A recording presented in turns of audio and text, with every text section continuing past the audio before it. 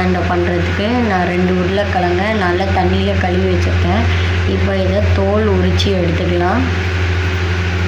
தோல் உரித்ததுக்கப்புறமா இந்த மாதிரி நல்ல ஷார்ப்பாக இருக்க ஒரு நைஃப் வச்சு இந்த மாதிரி உருளைக்கிழங்க நல்லா சுற்றி அப்படியே கட் பண்ணிகிட்டே வாங்க.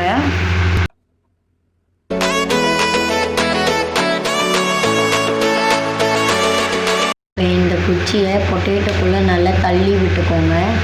தள்ளி விட்டதுக்கப்புறமா நம்ம ஃபஸ்ட்டு உருளைக்கிழங்குக்கு பண்ண மாதிரியே தான் அதே மாதிரி பொட்டேட்டோவை சுற்றி கட் பண்ணிக்கணும்.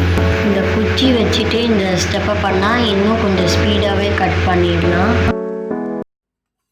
இது முடிஞ்சதுக்கப்புறமா கொஞ்சமாக எண்ணெய் கையில் விட்டுக்கோங்க.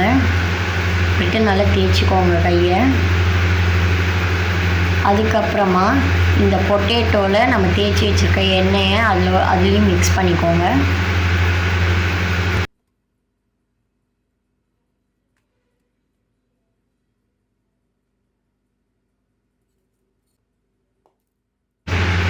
இப்போ இது தேய்ச்சதுக்கப்புறமா 1/2 டேபிள் ஸ்பூன் இல்லைன்னா உங்களுக்கு தேவையான அளவு சில்லி பவுடர் சேர்த்துட்டு நல்லா மிக்ஸ் பண்ணிக்கோங்க. அப்புறம் 1 டேபிள் ஸ்பூன் அளவுக்கு உப்பு, அப்புறம் 1/2 டேபிள் ஸ்பூன் அளவு எண்ணெய் இது சேர்த்துட்டு நல்லா மிக்ஸ் பண்ணி விட்டுக்கோங்க. நான் இது வந்துட்டு என்னோடய ஏர்வே ஃப்ரையரில் பண்ணுறேன். நீங்கள் இல்லைன்னா ஒரு பேனில் நிறைய எண்ணெய் ஊற்றிட்டு கூட நீங்கள் பண்ணலாம். இப்போ பாருங்கள், இது சூப்பராக ரெடி ஆகிடுச்சு. இது உங்கள் வீட்டில் ட்ரை பண்ணி பாருங்கள். பிடிச்சிருந்ததுன்னா கமெண்ட்ஸில் சொல்லுங்கள். ஒரு சின்ன ட்ரிக் சொல்ல போகிறேன். இப்போ என்னென்னா, இந்த சாஸ் பேக்கெட்டை 2ஆக இப்படி மடிச்சுக்கோங்க. மடிச்சுட்டு சைடில் லேசாக சின்னதாக கட் பண்ணி ஊற்றிக்கோங்க. இப்போ பாருங்கள், நம்மளுக்கு தேவையான அளவு நம்ம கெச்சப் எடுத்துக்கலாம்.